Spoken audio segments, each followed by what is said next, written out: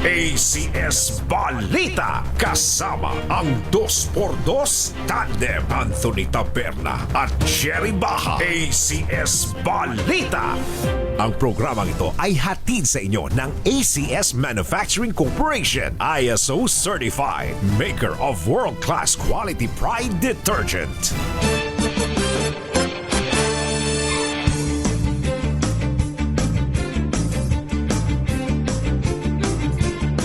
ACS Balita.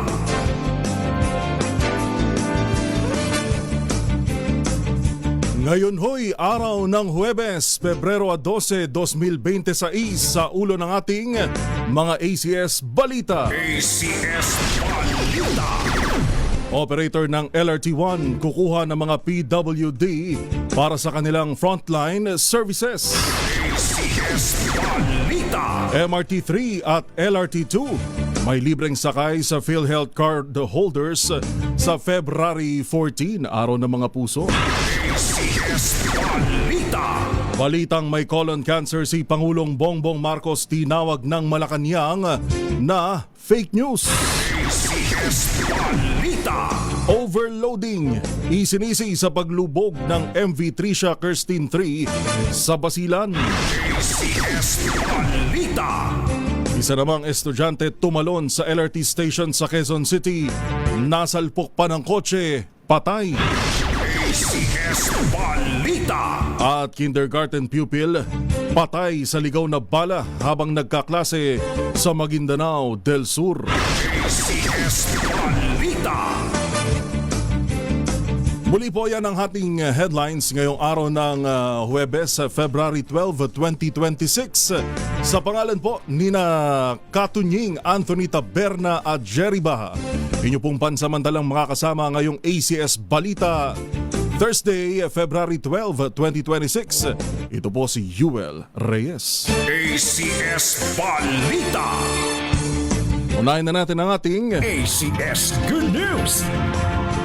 Alas 6 ng umaga, mag-hire ng Persons with Disabilities o PWDs ang Light Rail Manila Corporation o LRMC, private operator ng LRT1 para sa kanilang frontline service.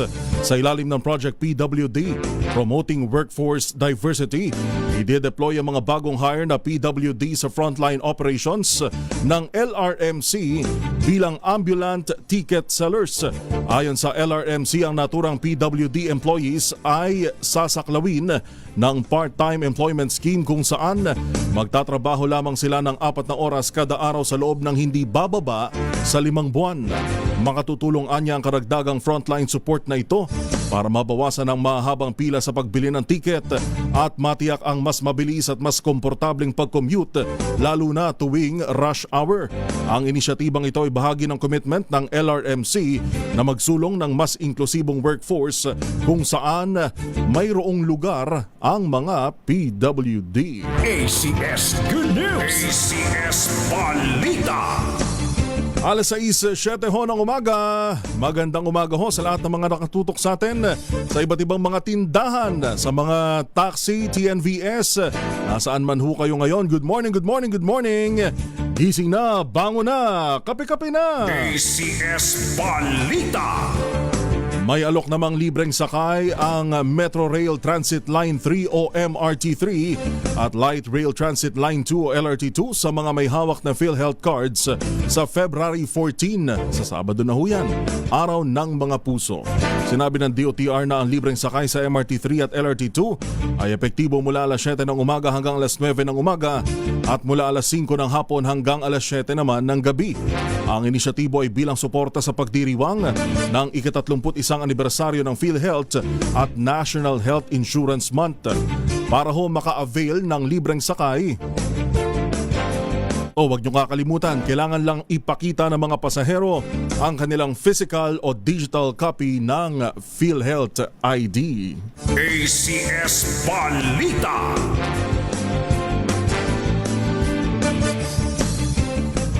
Tinawag po naman na fake news ng Malacanang ang kumakalat na balita na may colon cancer si Pangulong Bongbong Marcos. Ayon kay Palace Press Officer Claire Castro, ang ganitong maling impormasyon ay hindi lamang makasasama sa Pangulo, kundi pati na rin sa pamahalaan at ekonomiya ng bansa. Tinawag ni Castro na fake news peddler. Pagka ba sinabing fake news peddler, ano ba ibig sabihin nun, kumbachero? Kumbachero, ano yan? Talaga nagpapakalat ng fake news. Wala nang question doon. Para siyang nanghahawa, no? Oo. Spreader. Fake news peddler, si dating presidential spokesperson Harry Roque. Dahil nag-ugat niya ang chismis matapos nitong tanungin kung gumagamit si PBBM ng colostomy bag. Hinimok naman ito ang publiko na huwag basta-basta maniwala sa mga kumakalat na maling impormasyon. Muli naman tiniyak ng palasyo na patuloy ang pagaling ng Pangulo matapos na ma-diagnose ng diverticulitis.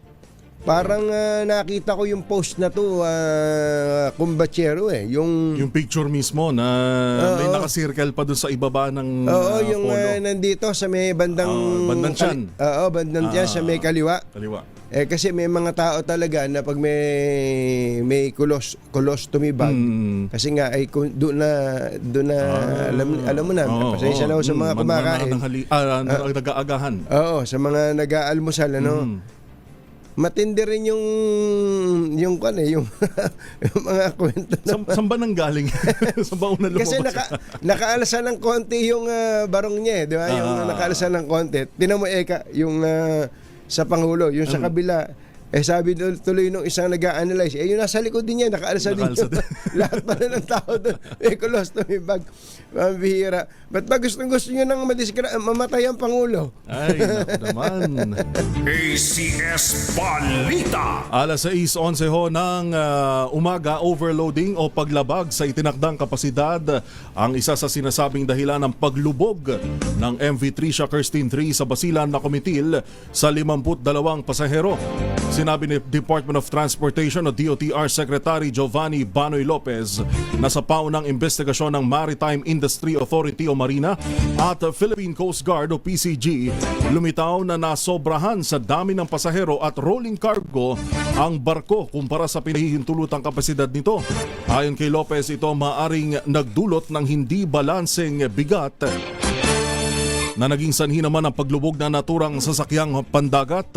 Bukod pa rito, tinitingnan din sanhi ng insidente ang kakulangan sa seamanship o kakayahan sa pagmamaniobra ng barko. Gayon din ang posibleng paglabag sa mga umiiral na safety regulations. Nadiskubre rin ang ilang hindi pagkakatugma sa talaan ng mga pasahero o passenger manifest kumpara sa aktual na bilang ng mga nakaligtas, nawawala at nasawi sa insidente. Ito pala yung binabanggit mo kahapon na yung press con. Na pinakakasuhan na ng ang pagka-administratibo ba anong ano nun? Depende dun sa gravity ng administrative case, kumbachero, kanyan kapag malala, pwedeng grave misconduct, dismissal yan. Pwedeng matanggal sa trabaho, matatanggal pa yung kanyang mga retirement benefits o mga benefits. Sakla pala na ito. Diba? Matindi. At ang problema niyan, kapag mas malala pa ang kaso, pwede pa sampahan ng criminal cases. May kulong yun. Pagka criminal, may kulong yun. Kahit wala ka na sa gobyerno at napatunayang, meron kasing tinatawag na criminal negligence. Halimbawa, dito naman sa kaso sa punto na yan, kung alam nilang overloaded na, pinasakay pa rin yung kung talaga yan, criminal negligence yun. Kasi alam naman natin, dami na mga barkong lumubog dahil overloaded. Ilan yung namatay? 52? 50 plus. 52. 52 ang namatay. Yun yung may namatay na isa dyan di ba may nakakasuhan at murder nga yung iba homicide. Ito 52. Kumbaga mass murder to. Kumbaga alam mo nang ito lang ang capacity, pinayagan mong sumakay ang higit dun sa capacity, patay kang bata. Sana mali yung mga nakakarating sa atin, no? Pero parang ang kalakalan daw sa ibang mga barko, pasasakayin muna ng pasasakayin. Yung walang ticket, parang bus, dun palang titikitan sa Ay, loob. pambihira naman. Ano yun? Paatras yata tayo doon. Ay, talagang aksidente ang idudulot ho niyan. Kung yun, Yuel, no? Hindi mo masasabing hindi na aksidente yun eh. May intention na eh. Alam na may mga posibleng mangyari hindi na ba? masama. Saka buti sana kung first time na may ganitong insidente. Di ba? Ilang pagkakataon na yung barko lumubog dahil overloaded. Paano hindi lulubog? Overloaded yan. Di ba? Yung recent lang, di ba? Yung sa may dito sa may sa Binangonan, mga a few years ago, yung patawid ng Talim Island, hindi ba overloaded din yun? Alam nyo, kaya merong Coast Guard, hindi para titingin-tingin lang, ang ganda naman ng bangka. Hindi ganoon. Kaya may Coast Guard yan, kaya may Marina naman, may kinalaman dun sa yung kagalingan nung barko. Mga tripulante. Nung pati barko diyan pati barko yung kaayusan ng barko, kondisyon ng kumbaga kung titingnan niyo po yung land transport, di ba may LTFRB? May para sa mga tapos may dito naman sa may LTO. kalsada. Sa barko naman, merong, especially passenger, meron ding marina dyan, saka Philippine Coast Guard. Bago umalis, hindi pwedeng hindi aalis yung barko nang hindi na-inspection ng Saka Coast nga Guard. yung kwan lang ewan ko kung kapag sumasakay po kayo ng ferry, merong vest, di ba? Yan ang una ko hinahanap kung nasaan. Di ba? Kapag may vest, at pinapasuot sa'yo, oy, okay itong vapor na to, sumusunod sa batas eh. Pero pagka ikaw yung pasahero, asan ho yung vest? Hindi, okay na yan. May ganun eh. Ito, mababa, pero hindi ko napapangalanan. Halimbawa, kumbatsero, mula dyan sa may Batangas Port, papunta ng Calapan, Oriental, Mindoro. Meron mga bumibiyahing kanyan fast cut dyan, kung tawagan fast craft, di ba? Fast cut ang tawag nila doon. May pagkakataon, naghahanap ako ng life vest. Asan na life vest? Kasi siyempre gusto ko naka-life vest ako. Hindi, wala na yun, wala na. Sakto lang, di ba, sa manifesto, makikita natin doon kung siyempre, yung bilang ng mga life vest, tutugma lang sa kung ilan dapat yung laman na pasahero. Tama. Paano kung sumobra na? Saan ngayon magyayakapan na lang? Kaya nga, magiging para kay si Jack, saka sino nga sa Titanic? Hindi ba? Ganun na mangyayari. Ay, nako. Ito natatawa lang tayo, pero sa totoo lang, buhay po yan eh. Hindi po isa, hindi dalawa. 52 na buhay. Imaginein po ninyo, yung iba dyan, may bata eh. May bata, merong mag-asawa. Paano na ngayon yung mga anak nun? Kung may naiwang mga anak, namatay yung mga magulang, di wasak na buhay niyan. Pwede bang, hindi, okay na yun eh. Talagang ganun eh, minalas eh. Pwede bang ganun na lang? Lagi na lang bang ganun ang magiging buhay natin? Pambira naman, oh. Hay, naka! Samantala, isang 23 anyos na estudyante ang dead on the spot makaraang tumalon sa EDSA Fernando po Senior LRT Station northbound sa Quezon City kahapon ng umaga. Ayon kay General Glenn Silvio, Direktor ng Quezon City Police District, ang unang tinanggap nilang report ay hinggil sa alleged suicide ng lalaking estudyante na itinago sa pangalang Dan na matapos tumalon sa LRT station ay nasalpok pa ng kotse. Batay sa paunang investigasyon, dumaranas ng depresyon ang biktima kaya nagdesisyon itong tapusin na ang kanyang buhay sa pamamagitan ng pagtalon sa LRT station. Nasa custody naman ng QCPD ang driver ng sedan na si alias Bert, isang mechanical engineer ng Antipolo City. Kawawa din naman yung driver, di ba? Pero hindi ba ano lang yan? Parang standard parang tawag dito, procedural lang na makukulong. Pero ano rin. Pero abala pa. Hindi mo na maaasahan mangyayari yan Oo, totoo. Hindi, pero hindi lang sa pagkakataon na to, no? Yung bang, halimbawa, pasipol-sipol ka sa expressway. Expressway, ha? Tapos bigla may tumawid sa expressway. Nasagasaan mo. Ano ginagawa ng pedestrian at may tumatawid sa expressway? Dapat expressway nga. Di ba may mga ganun eh? Meron. Pero dahil nga mayroon tinatawag na civil liability, hindi man criminal, may pananagutan kasi buhay pa rin nawala. Nasa custody na po itong si alias Bert, isang mechanical engineer na driver ng sedan. Ayon sa mga magulang ni Dan, yung pong estudyante, wala silang alam na problema ng kanilang anak at graduating student pa ito ngayong taon. Tiniyak po naman ng pamunuan ng LRT1 na makikipagtulungan sila sa investigasyon kasabay ang pakikiramay sa pamilya ng biktima. Naku, malungkot na balita ito, no? Lalo kung napanood yung video talaga na paghinagpis ng magulang, talagang nakakalungkot ho, nakakabagbag damdamin. Hindi ba?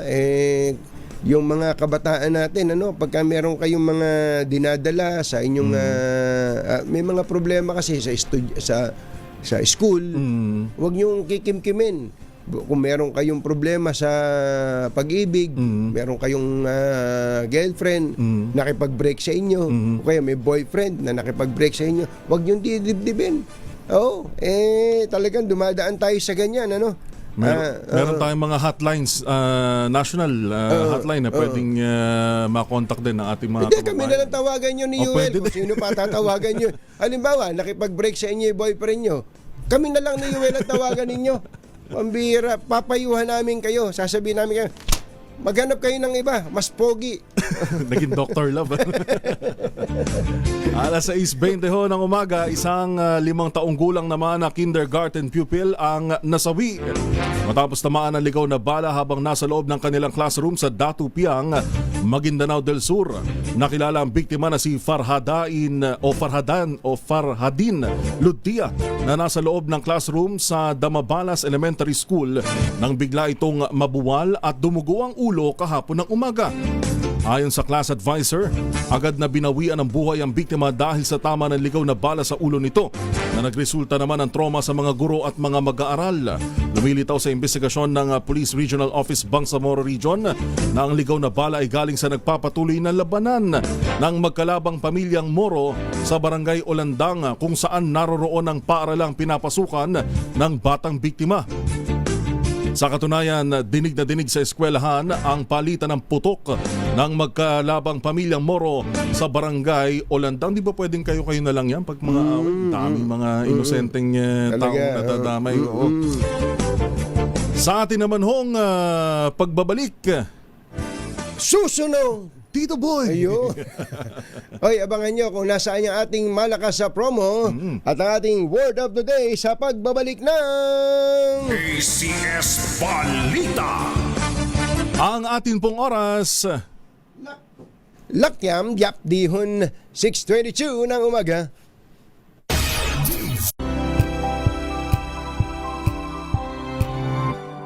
Tang makakalampas saan mang sulok ng kapuluan. ACS Balita! ACS Balita! Ang programang ito ay hatid sa inyo ng ACS Manufacturing Corporation, ISO Certified, maker ng world-class quality Pride Detergent.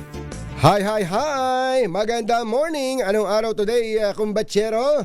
today is Laundry Day, Friday. Yahoo! At pag Laundry Day, Friday, all you need is Pride Washing Machine Detergent. May triple stain away formula kaya tanggal ang makapit, madikit at malupit na dumitmantsa kaya easy ang labada. Kaya pala mula noon hanggang ngayon, all you need is Pride. All you need is Pride. ACS. Kasama ang 2x2 tandem Anthony Taberna at Jerry Baha. ACS Balita.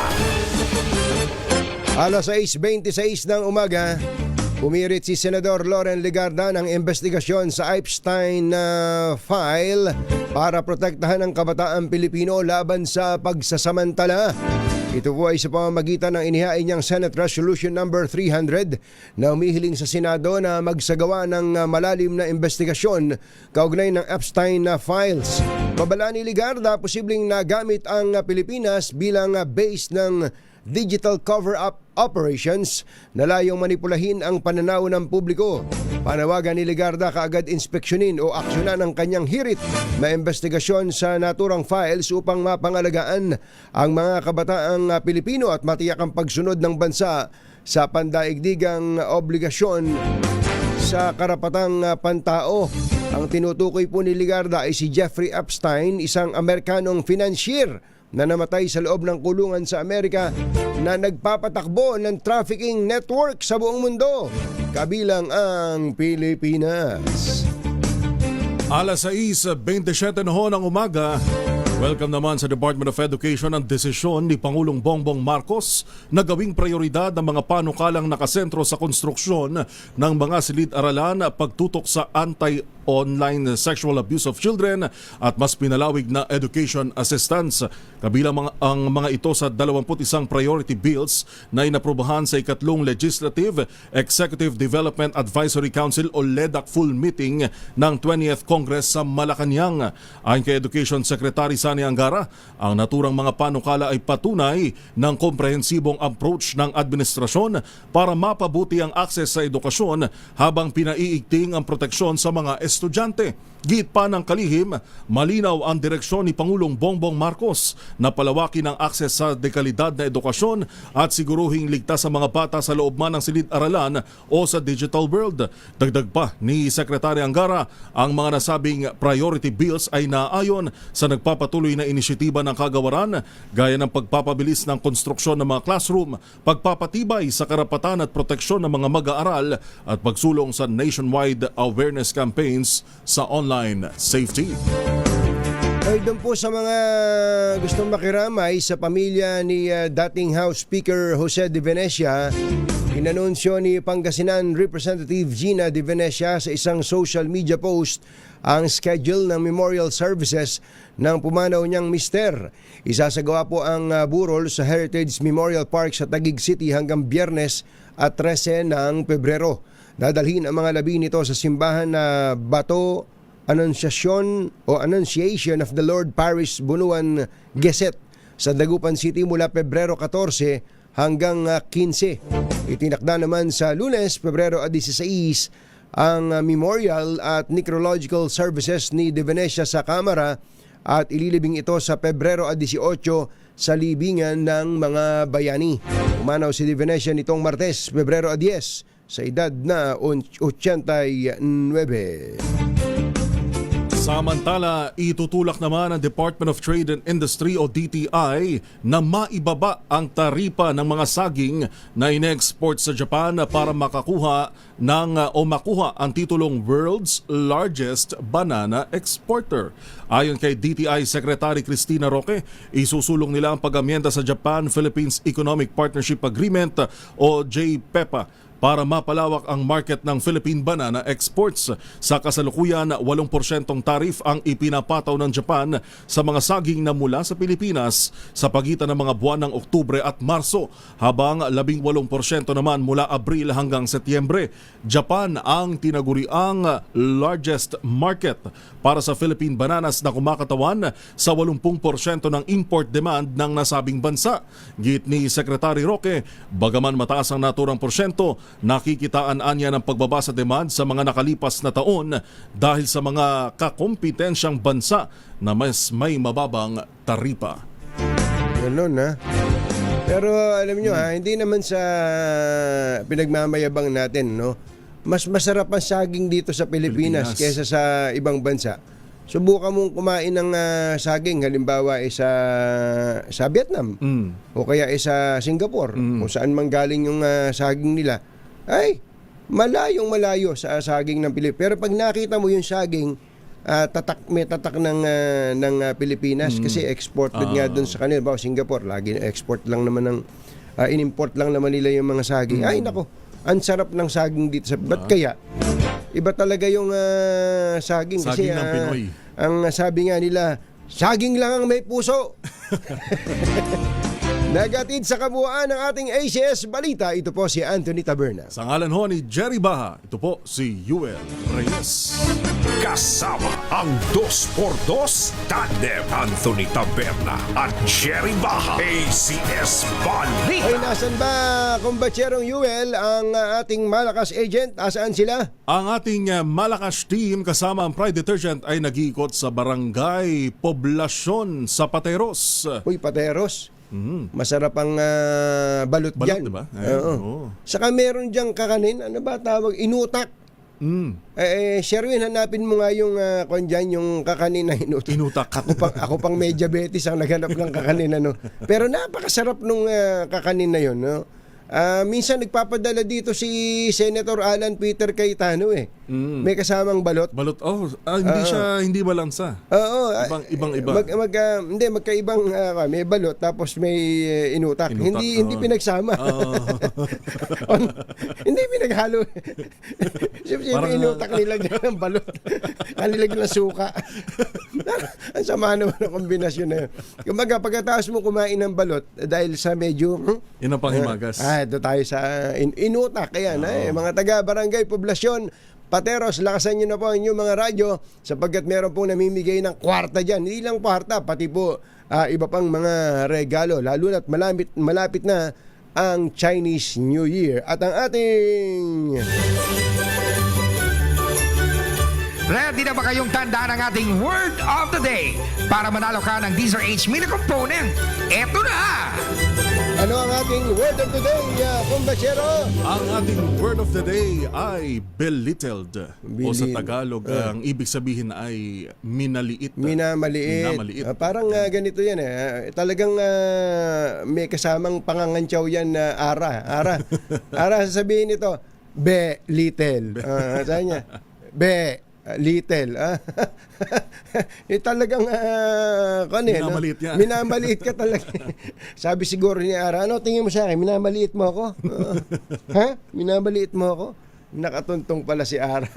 Yan ay dahil may balita tayo tungkol sa yung travel ban na Yes, ng China. dun sa Pati daw sa Hong Kong. Hong Kong, Macau, mainland China, pinagbawalan yung mga lokal na opisyal dyan sa Kalayaan, Palawan. Ayun. Sabi nitong si Secretary John Vic Rimulya, siya din daw ay magpupunta ng Kalayaan dun sa Pag-asa.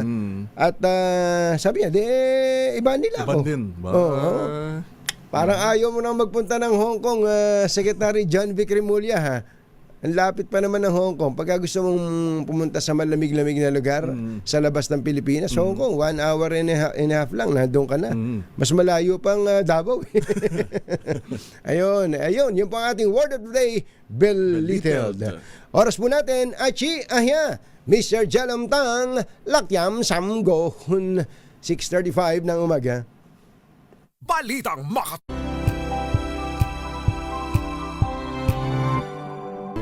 humahataw, humahagupit, lumalatay na komentaryo sa himpapawid. 2x2. Walang takot sa paghimay sa masalimuot na isyu ng bayan. 2x2. Humahataw na mga balita at impormasyon. 2x2. Ating damhin, ating lasapin ang hagupit na 2x2.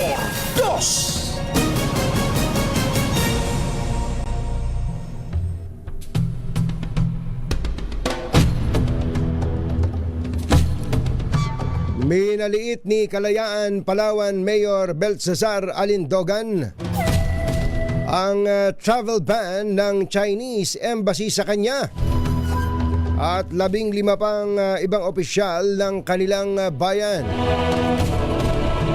Giniit ni Mayor Alindogan na walang epekto sa kanila ang ginawa ng China dahil wala silang balak pumunta doon. At mas gusto nilang ikutin ang Pilipinas kaysa ibang bansa. Taliwas ito sa reaksyon ng Department of Foreign Affairs na umalma sa travel ban na inilarawan itong nakakasira. sa bilateral diplomatic ties ng dalawang bansa.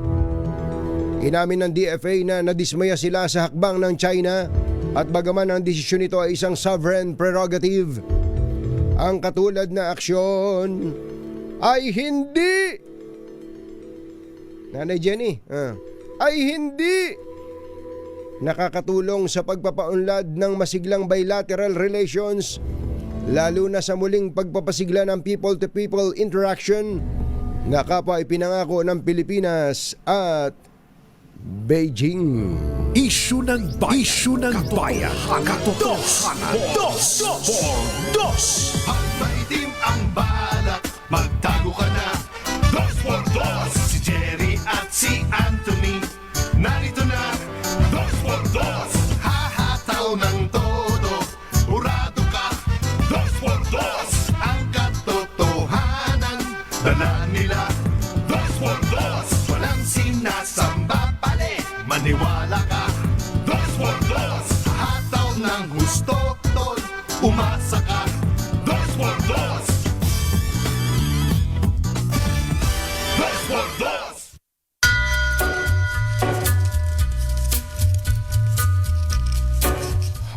Hi. Take a little walk to the Magandang morning. go across the track. Magandang umaga, bayan! As it should. Ito po si Anthony Taberna. Umahabol si Jerry Baha. I'm the boy Muli pong sumasa inyo ang 2x2 wise sa umagang ito ng Friday! Yahoo! bridge past the mills, past the stack. Kumusta na po kayo? Mga kapitbahay, Together o yung mga jeepney drivers natin, lalo na yung mga drivers ng yung mga modern jeep ba tawag doon? Pero parang minibus na parang minibus. Uy, daan-daan lang sa pagmamaneho ha. Lalo pat meron kayong mga pasahero na nangakatayo. is on. Punong-puno. Been a good Pwede kayang ganito? Pwede bang yung LTFRB Secretary Giovanni Lopez, QA. pwede po kaya na kung papaanong kailangang maghigpit sa tinatawag na overloading sa mga sasakyang pandagat, Thing ganun din ang gawin sa mga sasakyang panlupa is a para naman na bawasan na yung mga sasakyan, public utility vehicles, lalo na bus at saka jeep, na katakot-takot ang nakatayo na halos nagkakapalitan na ng muka. Ano pa yung tren Talaga namang nakatayo sa tren. Di ba? don't owe no money. Pero yung sa bus, maawa ka dun sa ating mga kababayan na lalo pa nga at madaling araw pa lang umaalis na sa kanilang tahanan. Baka naman pwede masigpitan ng LTFRB yung pagpapadeploy. Total nang hingi-hingi sila ng prangkise. I-deploy nila yung kanilang mga bihikulo, To the gate yung mga units nila sa oras na kailangan ng mga pasahero. Alam naman natin yung mga oras na yun, especially yung rush hour, is cat. para lang yung ating mga kababayang hating gabi na umuwi kagabi dahil sa traffic, gigising na naman ng madaling araw sa kinabukasan para lang umabot sa oras ng kanilang opisina o trabaho o kaya eskwela, nang makapagpahinga man lang kahit sa sasakyan, yung nakahiga, naka-recline ka lang ng konting-konti lang, kahit na kahit 25 degrees lang, wag ng 45 degrees. Gumano ka na konti. Para ka na nakahiga nun. Malaking bagay po yun sa ating mga kababayan, makapag-power nap ka habang ikaw ay nata-traffic. Para pagdating sa opisina, masigla, Hindi yung patang-pata dahil nga nakatayo habang nagbibiyahe. Tama po yun, Secretary Bani Lopez, yung pong Secretary Banoy, yung ginawa nyo dun sa Basilan. Minsan kapag lumilipas na, nawawala na sa balita, wala na, nalilimutan na. Ayun, hanggang sa ultimo yung benepisyo para sa mga pamilya ng mga pumanaw, ay nagkakalimutan na. Jerry Baha at Anthony Taberna sa Dos por Dos sa DZRH. Let's Marvin Gaye and get it on. You got the healing that Narinig nyo ba yung sinabi ng Chinese Embassy Ambassador? Ito po yung headline ng Philippine Star. Ang sabi daw po ng Chinese envoy, ayan, Chinese envoy tells Philippine government, let's talk. Ayan. Ito po yung bahagi ng pahayag nitong si Chinese Ambassador to the Philippines, Jing Quan. Yan. Chinese Ambassador to the Philippines, Jing Quan. Ayan. Ito po yung kanyang sinabi, mga magulang at mga mahal na taga-subaybay. Pakinggan po ninyo. Woman show shalai tan yi tan. Yan po yung kanyang sinabi. Mga kaibigan, ang sabi po niya, let's sit down and talk. Tayo ay umupo at mag-usap. Ulitin ko po yung sinabi niya, ha. Woman show shalai tan yi tan. Ayan. Ito yung sinabi niya. Let's sit down and talk. Yun lang po ba ang sinabi niya? Pakinggan pa po niyo yung kanyang idinugtong. Siyang banfa, Genyua, Pangka. Ang sabi po niya, and think of ways to resolve our differences. Tingnan mo nga naman, napipilitan tuloy tayong magsalita ng ibang wika dito. At mag-isip ng paraan para lutasin ang ating sigalot. Mainam naman pala tong si Jokwan. Jokwan. Iba pala yung Jokwan. Yung Jokwan, gumagawa na siopaw yun eh. Iba naman yun. Yung nagtitinda na siopaw yun. Si Ambassador Jing Quan, ayos naman pala. Sa totoo lang, pwede naman talaga mag-usap. Magkapit-bahay tayo eh. Ang totoo nun magkaibigan tayo eh. Di ba? May diplomatic ties. Alam nyo, mga kababayan, para lang mawala ang galit nyo sa wag kayong magagalit sa lahi. Sa lahing Chino. Mga inchik, magsasalita pa kayo ng gano'n. Wag po tayong gano'n. Kasi ultimo ang ating pambansang bayani na si Gato Rizal, may lahing Chino. Ano po? Hindi po ba? Kumbaga, tinan nyo naman yung mga mata ninyo. Tinan nyo. Di ba? Yung mga mata ninyo, mga singkit din naman kayo. Kung tayo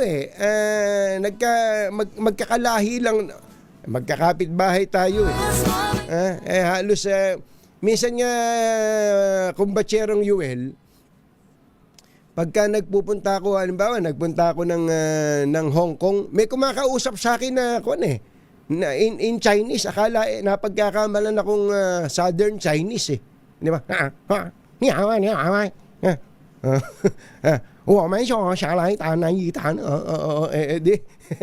Di ba?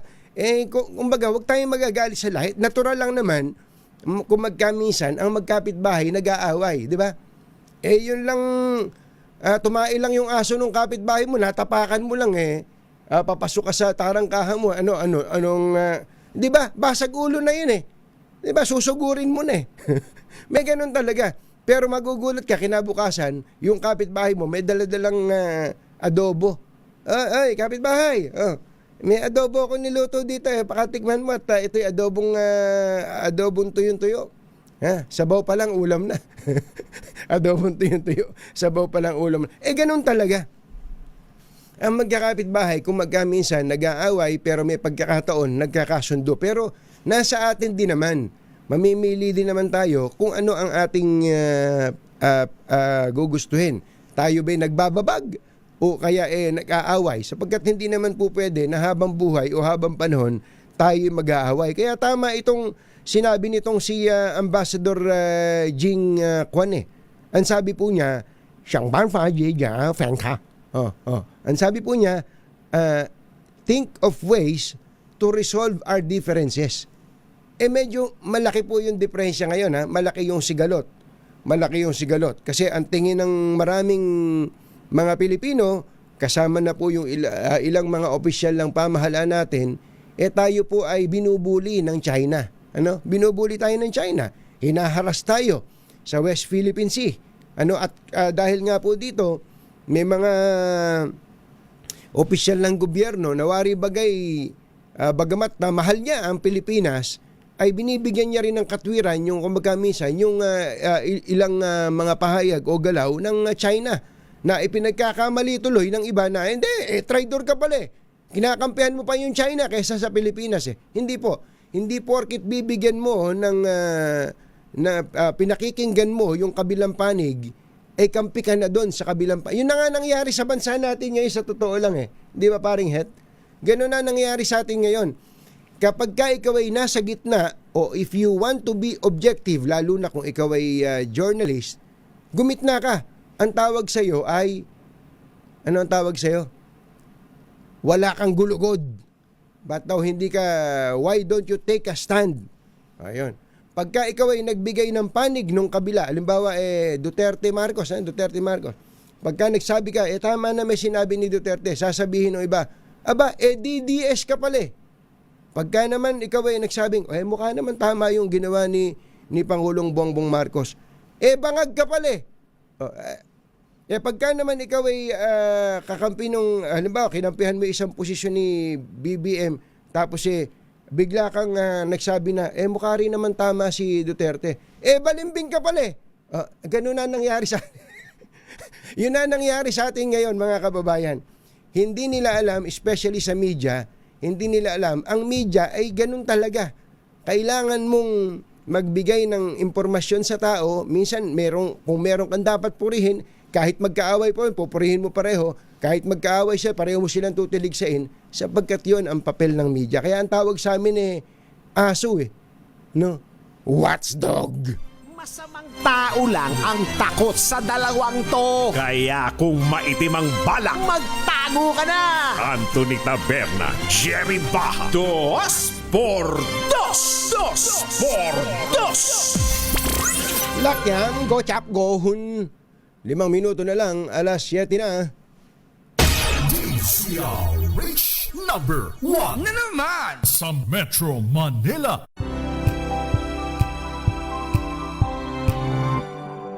Mahang pinatibay na ng panahon. Dos por Dos! Dos por Dos!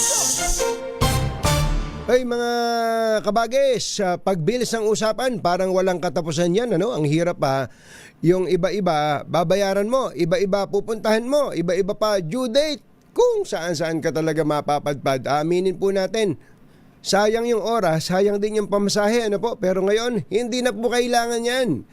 Meralco, current or overdue, PLDT, Signal, SSS, PhilHealth, Pag-ibig, lahat na yan.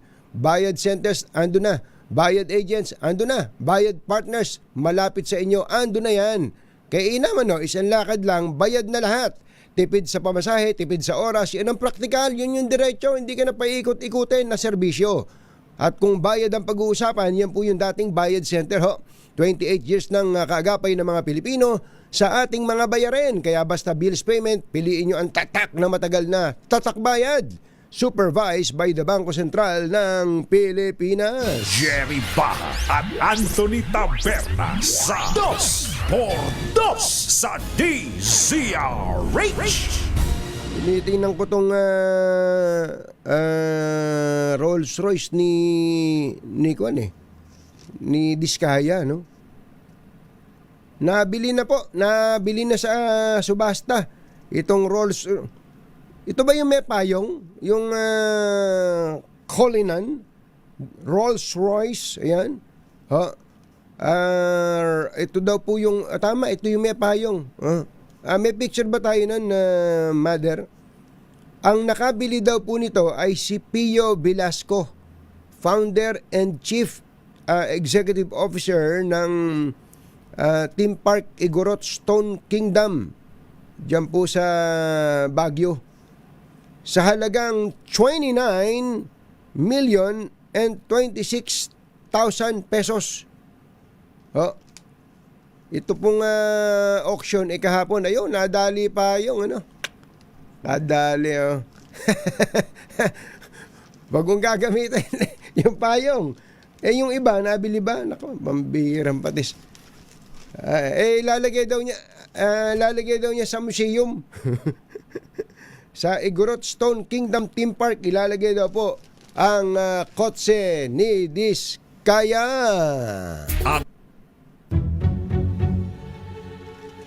Ay, bago lang tayo magpangunahing balita, meron po kasing event kahapon sa Malacanang kung saan ay nagpartner na po ang LGU at ang DepEd para po sa pagpapatayo ng mga classrooms.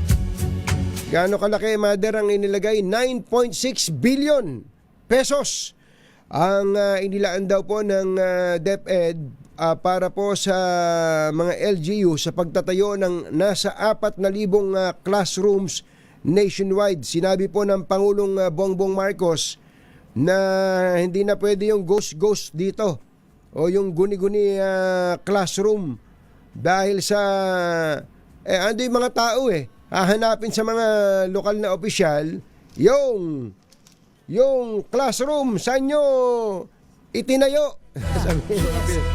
Sabi nga natin ang isa sa mga gobernador na nasa Malacanang kahapon, si Governor Helen Tan ng Quezon. Governor, maganda morning. Si Katunying po ito.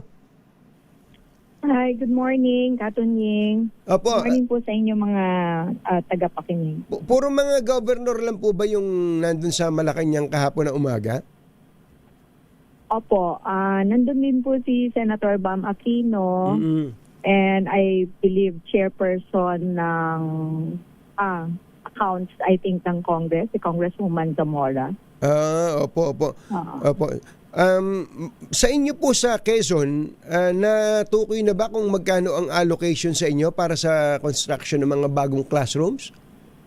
Actually, wala pa pong specifics na binigay, but yung initial conversation ko sa regional director ng Region 4A DepEd, 300 sites, no, ang nirecommend nila na i-prioritize, no, sa Quezon Province. But as to how many classrooms, wala pa pong details na binigay. Medyo malaki po ang shortage din kasi in Quezon. Gaano po kadami? Ang last data na nakuha ko po sa kanila, around 3,000, almost 3,500.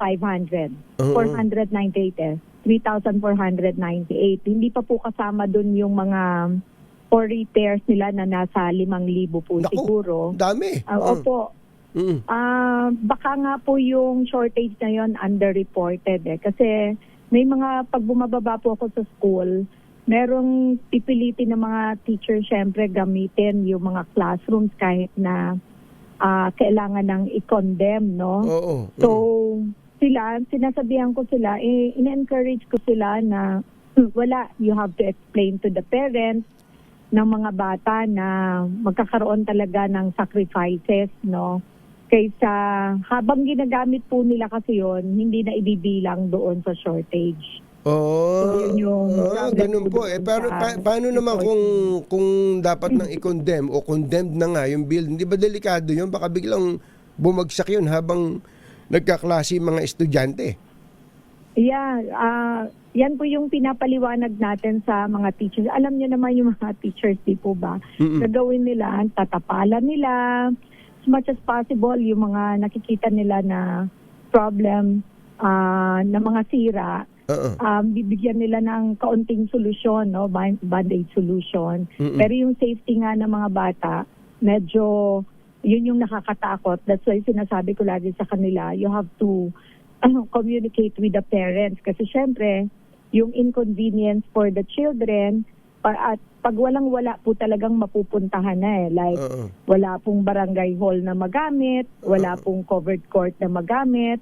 Yung temporary shelter talaga, kahit yung tent or under the tree is not an option. Parang ganyan. So, teka muna, kung 3,500 po ang shortage, sabi nyo, tama ba intindi ko, baka yung iba sa barangay hall, baka yung iba sa covered court nagkaklase, o yung iba sa nag-i-improvise. Meron pa ba nagkaklase sa inyo sa ilalim ng puno?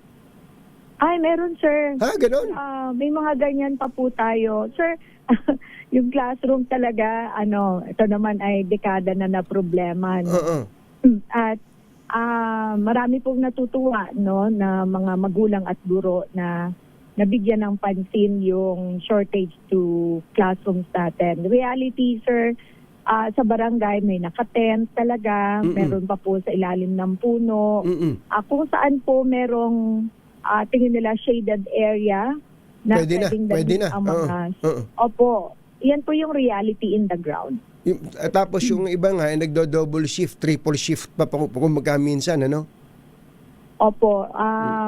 Ay, yung iba naman po, yung classroom hinahati, nilalagyan lang po ng Cortina. divider, opo, cortina. Kaya lang, Ay, kapakaingay nun. Oh, yes po, may napuntahan po akong ganyang school and then siyempre nagsasacrifice yung quality na Yes. education doon sa mga bata. No? Nagkakarinigan po yung sinasabi ng teacher sa kabila. At Baka yung kabila, ang itinuturo ay Filipino, sa kabila, English.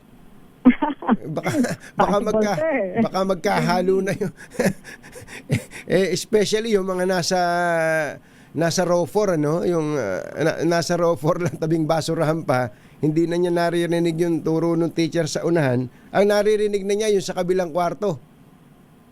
Yes, sir. Ayan po yung mga reality in the ground. No? Na talagang it's about time na mabigyan po ng conducive to learning na space ang mga bata, which is yun nga po yung classroom. Gusto ko lang pong malaman, mabilis lang po, Governor, kung ano ang magiging sistema ngayon na ginagamit na o gagamitin na ng national government, ng LGU, sa pagpapatayo ng classrooms. Ano kaibahan ninyo kung versus DPWH na nagko-construct dati ng classroom? Makakamura ba sa inyo? Mapapabilis ba ang construction pagka kayo ang gagawa? I believe so, sir. Kasi, of course, ang DepEd naman magbibigay ng guidelines. But ang costing naman po ng local is based on the market study or market analysis, no? Yung close monitoring, dahil kami po ang nasa ground, ay atin pong mamamonitor yung paggawa, no? Hindi po, I believe, hindi magiging problema po yung delays. Kasi kung gagawa naman, ang mga classrooms naman po, hindi katulad nung mga ibang mga buildings na high-rise, marami naman po na local contractors na I think ay pwede mag-participate po sa paggawa nito. At so costing, kasi kami po sa local government, ang provincial local government po, gumagawa din po kami ng classrooms. Magkano po sa inyo yung sa LGU, yung isang classroom na standard? Yung sa amin po siguro, yung building lang po, inabot po siguro ng 2 to 3 million. But ang province po kasi iba yung design. Ang amin po ay typhoon resilient. So hindi na po kami gumagamit ng yero. Okay. Naka-slab na po yung building namin. Tapos buhos yung... naka-slab. Yes. Tapos lahat po ng classroom namin may comfort room. Lahat po yun merong... chairs, table and chairs, lahat po may electric fan, meron na rin pong learning materials na kasama, meron na din po yung mga kompleto na, IT. Information technology, opo. Meron na po, parang hindi po nagsusolicit ang mga teachers, no? So magkano po uli, Gob, sa inyo? Yung gano'n, yung kompleto na gano'n, yung bundle? I'm not sure, sir, how much talaga yung but siguro po inaamot po yan ng mga 4 million. 4 million. Kasama na po yung solar, may water. Opo. Okay. Teka muna, ma'am, di masyado naman kawawa naman yung mga bata ngayon, hindi na nila magagawa yung ginagawa namin dati na, ma'am, may I go out? Ando na CR sa loob hindi na, sir. Oo nga But I think, sir, kasi nakita ko problem yan sa school, yung comfort room. Ay, pag nag-may I go out, parang naglalakwatsa din paglabas. lalo yung mga lumang classroom, classrooms nung panahon ng, siguro naman hindi nagkakalayo yung edad natin. Ang banyo ay napakalayo dun sa classroom, kaya pagbalik mo tapos na yung klase eh. Yeah. Opo, I agree. Yun po isang nakita ko na problem. That's why, nung kami na ang nag-design, kasi yung sa DepEd, templated po yung design nila eh. Opo.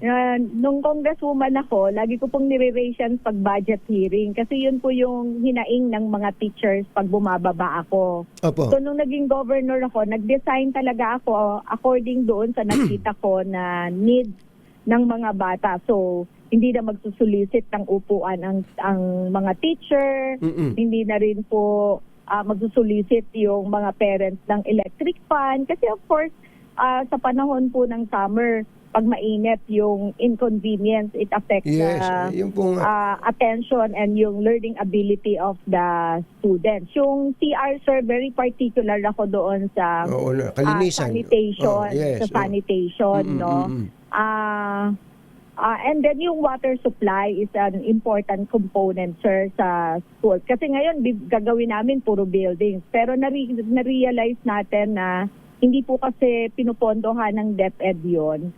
So kami sa province, even po yung water supply, pati electric, yung solar light, nandun na po sa building namin. Naka-factory. Teka muna mga kampuyan, mga multi-level o isang floor lang? Meron po kami multi-level. Depende po sa need ng school at saka sa location po nila. Yung feasibility po nung location nila. So meron po kaming 1-story lang, may 2-story, may nagawa na po kaming 3-story and 4-story po na building. Gab, kung ma-download na yung pondo ng mabilis, say within the first quarter of this year, sa tingin nyo, mga gaano karaming classrooms ang matatapos sa Quezon? Baka kasi ang mangyari, sabihin ng DepEd, kung gaano karami ang kaya nyong ipatayo, bibigyan namin kayo ng pera. Mga kasama po yung documentation, pag-aaral, soil test, etc. Mga gaano karaming classrooms ang gusto nyong maitayo within the year sa inyo? Kami, siguro, sir, actually, tinanong ko yung provincial engineering namin. Ilan ang kaya natin? Ma'am, kung sabihin nila na 300, 500, kaya po natin yun eh. May technical capability naman tayo.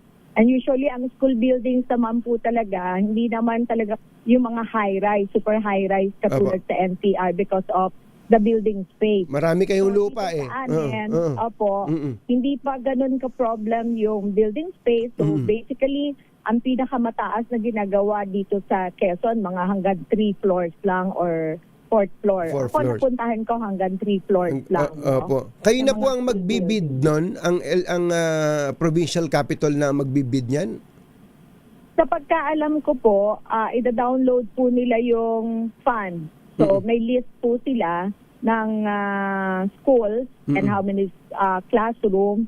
And then ang procurement po ay sa LGU. But of course may guidelines ang DepEd on, for example, the cost analysis. No, I believe yun po yung isa sa safeguard na gustong gawin din ng national government. Kami naman po sa local government talagang supported by market, yung actual market study po natin, yung cost analysis po ay regularly ginagawa namin sa LGU. Okay. Governor Helen Tan, babantayan po namin, magmamonitor po kami at maungulit din sa DepEd, hindi lang po para sa Quezon, kundi sa iba pang mga probinsya na I'm sure ay similarly situated sa dami ng kulang na classroom sa ating mga estudyante. Maraming salamat. Good morning! Thank you po. Si Governor Helen Tan ng Quezon. Masamang tao lang ang takot sa dalawang to. Kaya kung maitim ang balak, magtago ka na! Anthony Taberna, Jerry Baja. 2 por 2. 2 por 2. Hoy, malapit na ha, Pebrero 22. Tandaan ninyo, February 22 ang Grand Alumni Homecoming sa amin dyan sa General De Jesus Academy. Ang tawag ngayon dyan ay General De Jesus College. 27th Grand Alumni Homecoming na pala to. Pang high school lang to ha, yung mga nagsipagtapos dyan sa GJA, GJC. Ano ba kami? Tinitingnan ko kami. May diamond na pala eh. Sabihin 60 years. 60 years. Di, mga uugod-ugod na yung mga lolo natin na yun. Ano? Basta magkita-kita po tayo dyan. Diamond Jubilarians. Tinitingnan ko yung class 1991. Jade pala kami. Jade. 35 years. Oy, paring Kaloy. Ma'am Emily Chico, magandang morning. Ang registration daw po ay alas 6:30 ng umaga, 7 a.m. Ay may mga iba pang activities sa GJC Gymnasium at alas 8 ng umaga merong motorcade at 10 a.m. ay program. Yan po ay sa school campus ng General De Jesus Academy dyan sa San Isidro, Nueva Ecija. Yo! Kauna-unahan sa Pilipinas. Manila Broadcasting Company. DZRH. Member, kapisanan ng mga broadcaster ng Pilipinas. Member KBP, Oras. Oy, birthday boy. Monsi Hunlyong. Ayan. Happy 80th birthday sa'yo. Birthday mo pala, Monsi. Wala ba tayong Shangri-La cuisine dyan? Happy birthday at happy Chinese New Year, sabi ni Kuya Alex Baros. Oras po natin, 7:21 ng umaga. Balitang bagong-bago. Balitang dapat alam mo. Balitang magdadagdag ng talino. Dahil bagong impormasyon, makibalita. Unang-una sa DZRH. Pangunahing balita. Kasama ang 2x2 tandem nina Anthony Taberna at Jerry Baha. Sa ulo ng ating mga paunahing balita, DFA umalma sa Beijing. Travel ban sa ilang opisyal ng gobyerno hindi nakakatulong sa pagkapatibay na ugnayan ng dalawang bansa. China handang makipag-usap sa Pilipinas sa harap ng sigalot sa West Philippine Sea. Dating House Speaker Martin Romualdez hindi palusot sa flood control scandal ayon kay Senator Ping Lacson. Online gambling patuloy na namamayagpag sa bansa. Gambling kingpins kinilala ng Senado. Panibagong arrest warrant laban kay Atong Ang at 5 iba pa ay nilabas ng husgado. At PNP nagbabala sa love scam ngayong Valentine's Day. Bilang na mga Pinoy na masaya sa pag-ibig na nanatiling mababa. Ha? Totoo ba to, mother? Bilang ng Pinoy na masaya sa pag-ibig, kokonti. Pambira naman, no. Hindi nyo man lang ako sinurvey. Yung mga nagsasurvey ayon sa SWS survey. Magandang umaga, Luzon, Visayas at Mindanao. Good morning, Philippines. Hello world! Kami po ang inyong mga tagapagbalita. Kumatsero. Siya po si Jerry Baha. Ito si Anthony Taberna. At ito ang Pangunahing balita. bago lang tayo magbalita, mamigay muna tayo ng Tumutok sa DZRH at manalo ng instant 1,000 pesos sa Malakas promo kasama ang Pride Detergent. Malakasan ang makinig at manood sa DZRH!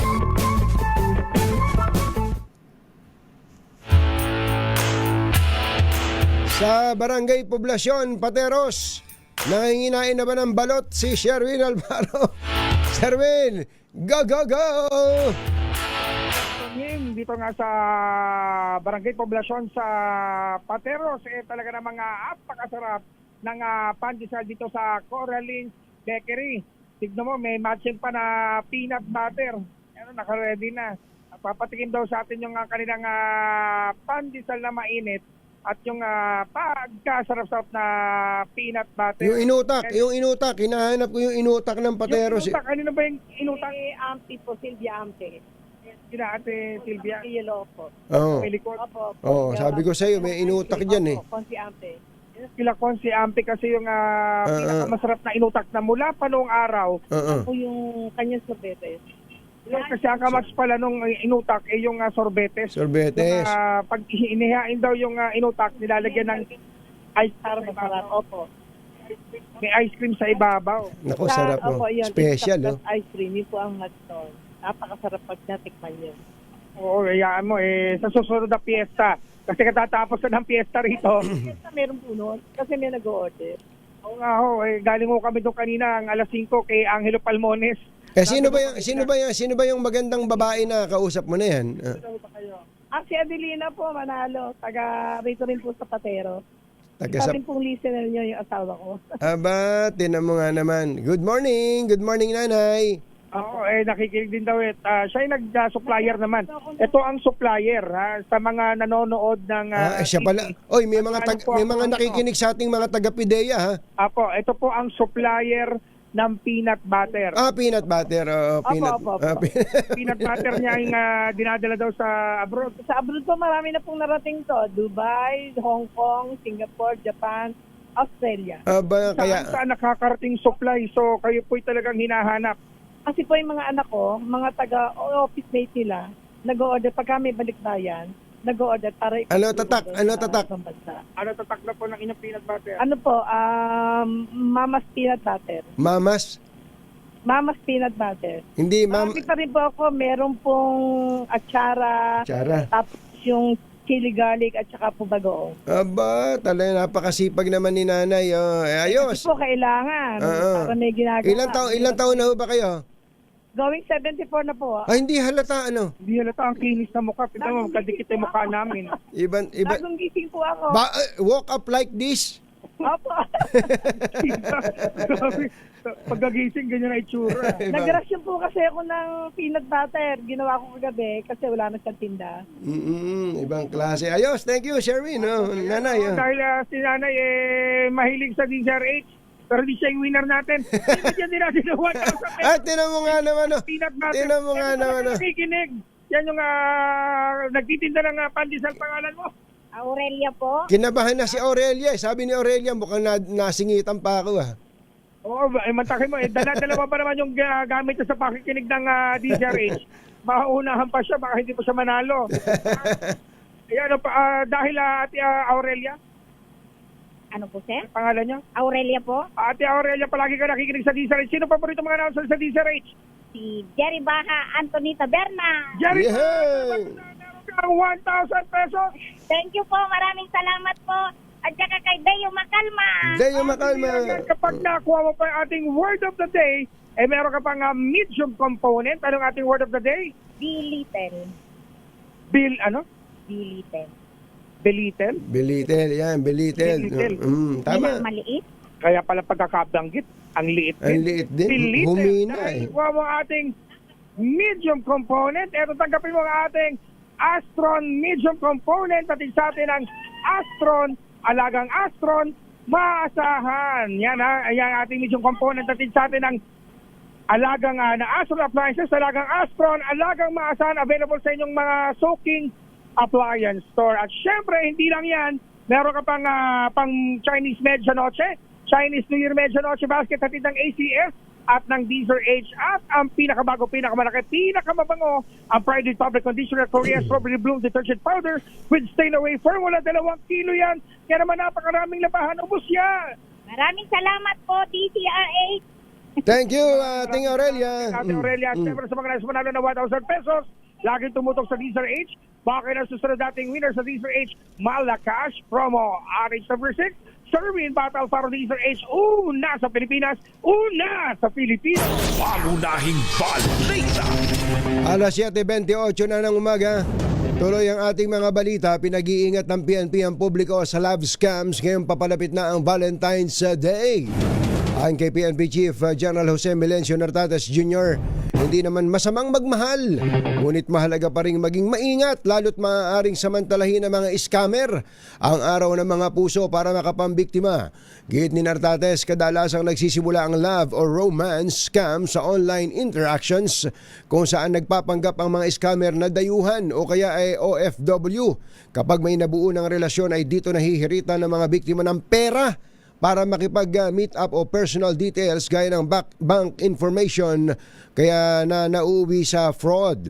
Kadalasang anyang target ng love scam ito yung mga target. Mga matatanda, nako mother, ang mga matatanda, mga single, mga namatayan ng partner at iba pang emotionally vulnerable individuals. Kakaunti lamang ang mga adult Filipino na very happy sa kanilang love life. Ano? Sa survey na isinagawa ng social weather stations noong November 24 to 30, nasa 46% lamang ng mga respondents ang nagsabing masayang-masaya sila sa kanilang buhay pag-ibig. Pareho ito sa naiulat na rating noong 2024 at pinakamababa sa loob ng 20 taon mula 2004. Samantala, tumaas naman sa 40% mula sa nakalipas na 36% ang mga nagsabing mas magiging masaya pa sila. Uy, optimistic. Habang 14% naman ang walang love life. Kawawa naman yung 14% na yun. So kung may 1 milyon tao, gano'n ka na? 140,000 walang love life? Grabe. Kung merong 100 milyon tao, 14 million ang walang love life. Naku naman. Alungkot naman ang buhay ng mga ito. Sabi siguro nang nakaya, wala akong pakialam sa love life na yan. Ang kailangan ko, makakain. Patuloy ang talamak na operasyon ng illegal gambling at isabong sa bansa sa kabila ng ipinatutupad na total ban. Sa hearing ng Senate Committee on Games and Amusement, pinangalanan ni Senator Raffy Tulfo ang dalawang personalidad na itinuturing umanong hari ng isabong sa Luzon. Ayon kay Sen. Raffy, isang big-time gambling lord na may apelidong Pineda ang nagpapatakbo ng isabong sa Central Luzon, habang sa Cordillera naman at Abra ay isang politiko na may apelidong Bernos. Ibinunyag ito ng senador makarang igiit ng PNP Anti-Cybercrime Group, NBI, PAOK at Cybercrime Investigation and Coordination Center na hindi pa nila tukoy ang mga nasa likod ng malalaking isabong operations maliban sa isang operator mula sa Bulacan. Hinamon sila ni Senator Raffy. Senator Raffy. Ako wala ko intel funds. Ito galing sa kaibigan kong barbero. Ang sa Region 3 and Region 4 Pineda ang apelyido ng operator niyan. Sa region sa CAR Cordillera Autonomous Region Abra, ang apelyido ay Bernos. Buti pa yung barbero ko, walang intel funds, alam. Kayo, ang lalaki na intel funds yun, hindi alam. Kaya siguro hindi nyo mahuli-huli dahil dun sa mga pangalang malalaki. Kanina, si Senator Raffy Tulfo. Nilinaw po ni Senate President Pro Tempore Ping Lacson na hindi paligtas sa flood control scandal si dating House Speaker Martin Romualdez. Ayon kay Lacson, inirekomenda ng Blue Ribbon Committee sa Department of Justice at Ombudsman na mangalap ng mga ebidensya laban kay Romualdez at magsagawa ng case build-up. May hirit din ang Blue Ribbon sa Anti-Money Laundering Council na itrack ang mga galaw ng bank accounts ng dating House Speaker. Susunod! Wala din bang love life si Het? Kasama ka ba sa 14%? Pambira naman. Kaya pala ako pinagdidiskitahan mo dito. Paano yung senyas ni Het sa akin? Commercial na! Commercial! Kaya pala ako, sige, commercial na tayo. Standby lang, Edniel Parosa, Boy Gonzales, Jesserica Caport. Ihanda nyo ang ratsyada ng mga balita mula sa mga RH reporters. Kayo na susunod! Oras po natin, Chityam Sam Sahun, 7:33 na umaga. This time check is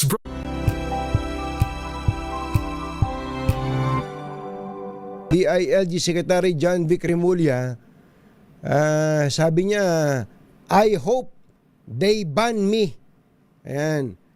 Siya daw po ay umaasa na sana daw po ay i-ban siya ng China. Ito po'y kasunod ng pahayag ng China na ang mga opisyal ng kalayaan sa Palawan ay ban sa pagbisita sa China, sa Macau at saka sa Hong Kong dahil po sa pagigiit nito ng kanilang soberenya o ng soberenya ng Pilipinas. Kaya pupunta daw po itong si Sec John Vic sa Kalayaan Island Group. Sandali po lamang. Jerry Baja at Anthony Taberna sa 2x2 sa DZRH.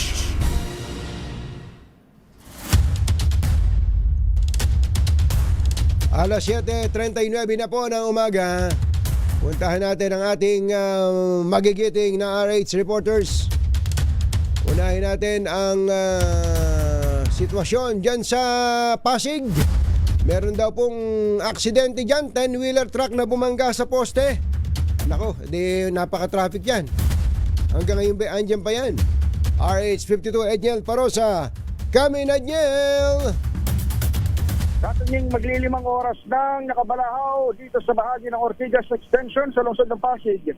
Itong 10-wheeler truck na nasa aking likuran, matapos itong bumangga sa naglalakihang poste ng kuryente dito sa tapat lamang ng arko ng isang village, itong Doña Juliana Village, ngayong Webes ng umaga. Wasak itong harapan sa tunying, makikita niyo sa ating live video. Wasak ang harapan ng truck at kagalat dito sa bukana ng nasabing village itong mga semento. Durog na bahagi ng poste. Matapos na aksidente kaninang pasado alas 3 ng umaga. May kargang aspalto itong truck pero mabuti na lamang at hindi rin naman sumaboy sa kalsada. Pero abiso sa mga motorista dahil kung sa normal na araw ay masikip na ang volume ng mga sakyan mula Rizal patungong Pasig at Quezon City, asahan pang mag-uusad pa dahil naratili itong clearing operations ito ng Meralco at Pasig traffic at hindi rin nagkagad nakapagbukas ng zipper lane ang ating mga traffic enforcer gaya ng kanilang sistema sa pang-araw-araw. Pakinggan natin itong ating nakausap ng membro ng Pasig Traffic Bureau. Imbis na magpapabuka dapat, gagawin na zipper lane eh. Dapat mag-zipper lane kami dito eh. Kasi mabuksan? Oo. Antayin natin ba-clear ng Meralco yan? Oo, makantayin muna. Bali, nabunot na naman yung papataw na lang natin yung involved na truck.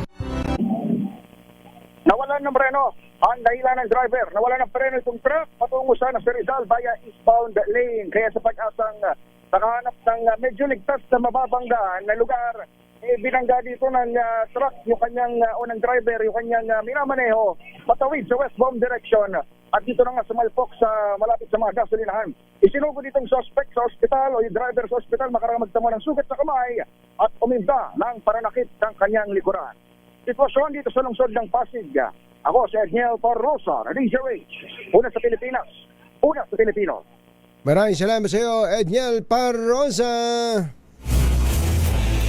Ako, itong mga rambulan sa mga paaralan o malapit sa paaralan dyan sa Tondo. Kinatatakot na po ng mga magulang dyan. Tunay, Boy Gonzales, come in boy! Katunying nababahala ang mga magulang ng mga estudyante dahil sa halos sa nagiging madalas na rambulan ng mga kabataan sa kanto ng Hermosa at Limay Street malapit sa paaralan sa Manugita, Tondo, Maynila. Sa video katunying na kagabi na makikita na ipinadala ng isang magulang ang nagkaroon ng gulo dyan sa mismong kanto ng Limay at Hermosa. Ayon sa ilang magulang, madalas manong nagkakaroon ng gulo tuwing oras ng uwian ng mga estudyante. May insidente pa umano kamakailan na may nasaksak na naiulat na rin sa balita. Ikinababahala ng mga residente na sa kabila ng pagiging malapit lamang sa lugar, ang presinto at barangay hall, patuloy pa rin ang mga rambulan. Dahil dito, nananawagan ng mga magulang sa mga otoridad na magtalaga ng mga pulis at barangay personnel sa lugar, lalo na tuwing uwian upang maiwasan ang karahasan at matiyak ang kaligtasan ng mga estudyante. Sa ngayon, hinihintay pa ang payag ng mga kinaukulan sa ugnay sa panawagan ng mga magulang. Ito si Boy Gonzales para si Lisa Arizona sa Pilipinas, una sa Pilipino. Thank you, boy! Puntahan naman natin si 15 Giselle Ricafort. na namimili na ng mga gayuma. But, totoo ba to? Hindi na kailangan bumili ng gayuma nitong si Giselle Ricafort. Siya nga mismo'y gayuman eh. Ang dami ng nahuhumaling dito kay Giselle Ricafort eh. Ayun, ganun sana. Lapit tayo dyan. RH15 Giselle Ricafort. Kamin Giselle. Ba't ka bumibili ng gayuma? Katunying tama ka, hindi ko na kailangan. Ayun, ganun sana. Konting yabang. Konting yabang. Katunying 2 araw nga bago yung araw ng mga puso, kung karamihan sa mga kababayan natin hindi magkamayaw sa pagbili ng mga bulaklak at tsokolate para sa kanilang mga iniirog. Yung ilan naman, gayuma na yung tinakbuhan. Dito sa Baclaran, lumakas yung bentahan ng gayuma na mabibili ng mula sa 150 hanggang 250 pesos. Nagmahal na yan ng 100 piso daan lamang sa karaniwang araw yung powder na gayuma na inihahalo daw sa pagkain o di kaya sa inumin, habang 200 piso naman yung nasa botelya na dinadasalan at ibinabalot daw sa pulang tela. Ayon sa mga tindera na tumanggi ng umarap sa kamera, talagang nagpapatong daw sila ng presyo sa ganitong espesyal na okasyon dahil tumataas yung demand. Iba-ibaan nila yung edad at kasarian ng mga bumibili ng gayuma. Meron pa nga raw mga lolo at lola na may napupusuan at gusto ring masuklian yung kanilang pagtingin. Pero bukod sa mga naghahanap ng irog, sinabi ng mga vendor na may mga suki rin sila na gusto lamang may paamuhin, gusto lamang daw makipagkaibigan. 1 linggo lamang umano, tatalab na yung gayuma at hahabol-habulin ka na. Pero Natatawa ako sa report ng Giselle. Sige nga. Pero Katunying, may paalala dyan, yung Food and Drug Administration. Bukod daw sa walang anumang siyentipikong ebidensya dito, maaari pang magdulot ng panganib sa kalusugan yung ganitong uri ng mga produkto. Dapat daw may tamang label, laman ang kumpletong impormasyon, kagaya ng listahan ng mga sangkap, alinsunod yan sa mga umiiral na labeling requirement. Babala ng kagawaran, maaring maharap sa kaukulang aksyon yung pagbebenta at pamamahagi ng mga hindi rehistradong produkto. Lalo na siguro, Giselle, yung ini-intake, yung iniinom, halimbawa, delikado yun eh. Wala kang kamalay-malay kung ano iniinom mo. Kaya ipapahid sa katawan mo, ganon. Correct. Katunying, kagaya nung isang nahawakan natin dito, yung powder na gayuma, na yung mga suki daw, kailangang ihalo doon sa pagkain o sa inumin nung nagugustuhan nila. Halimbawa, parang yung napapanood natin sa pelikula, pagtalikod nung gagayumahin, bubudburan yung pagkain o kaya yung inumin, ano? Oo, ang masama doon sa Katunying, yung kinapa natin yung binusisi natin yung yung pakete ng mga powder gayuma na yan. Walang kahit na anong nakasulat, ano ba yung mga sangkap na nakalagay doon. Talagang nakabalot lang siya sa kulay brown na papel. Pagka ba hinawakan, wala pa bang bisa yan? Halimbawa, nung hinawakan mo, marami nang nagkagulo sa iyo dyan, no? Actually, natakot nga ako eh. Medyo natakot ako, Katunying. Kasi masosobrahan ka naman pagka ganon.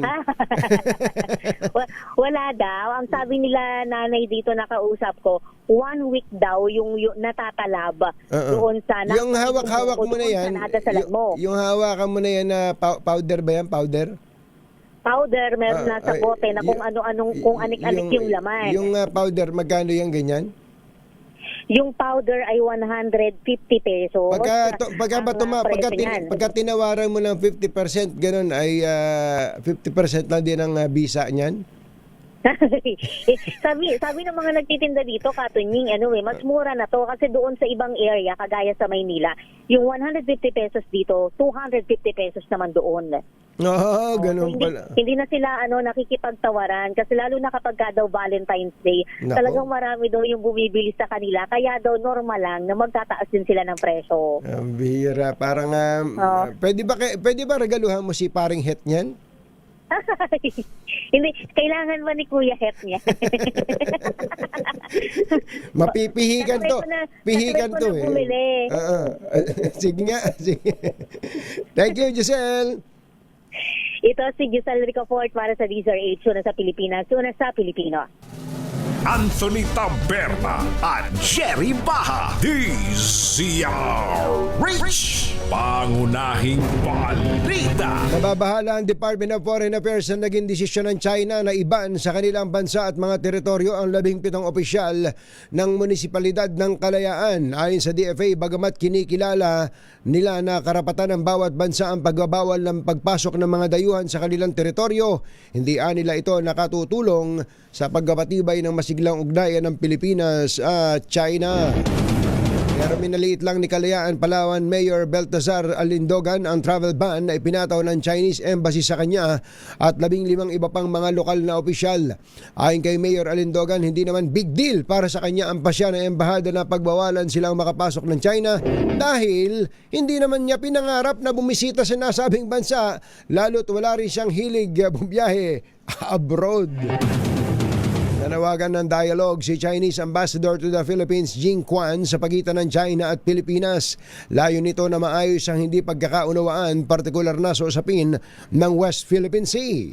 Sa kanyang talumpati sa isang Lunar New Year reception, sinabi ni Jing na bagamat madaling manalo sa isang konfrontasyon laban sa mas maliit na bansa, maaari naman itong magdulot ng matagalang pinsala. Giit niya, mas mainam na upuan at pag-usapan ang issue.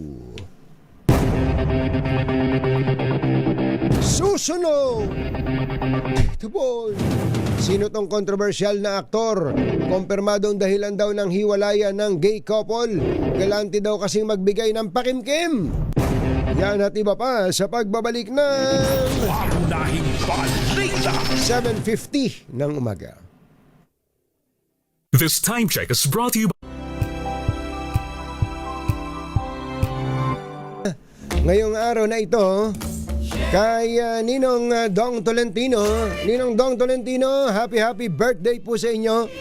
Wala ba tayo dyan? Binabati rin po kayo ng iba pa niyong mga inaanak.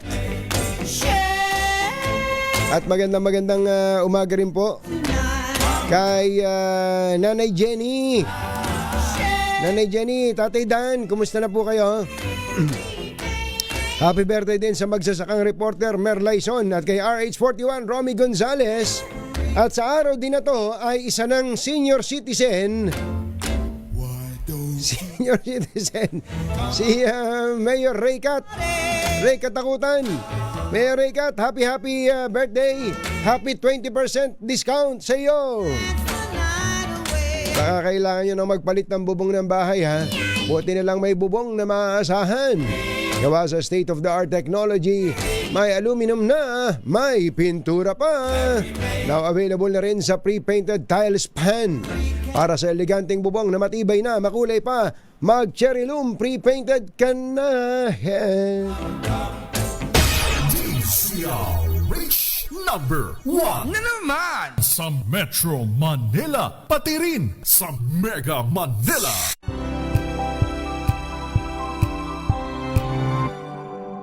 This Hoy, Kuya Boy Pabian, may huhulaan ka na naman. Ate Lani, Kuya Obet, Ate Gigi, sina engineers John Paulo Tan, RV Victorino, RJ Panaligan, Kuya Chito Paz. Pinabati din si Ninong Dong ng happy birthday mula po sa Land of the Rising Sun. May chismis, may marites ang ating showbiz legend Morley Alinio. Maganda morning, Morley!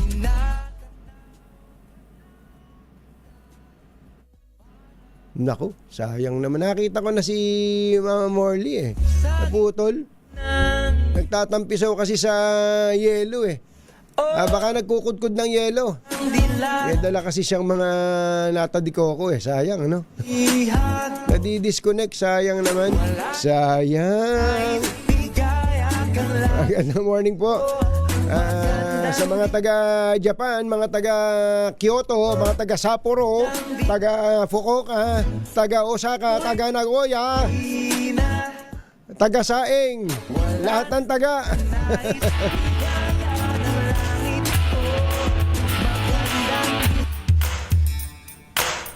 Sayang naman, bukas na lang Bukas na lang uli.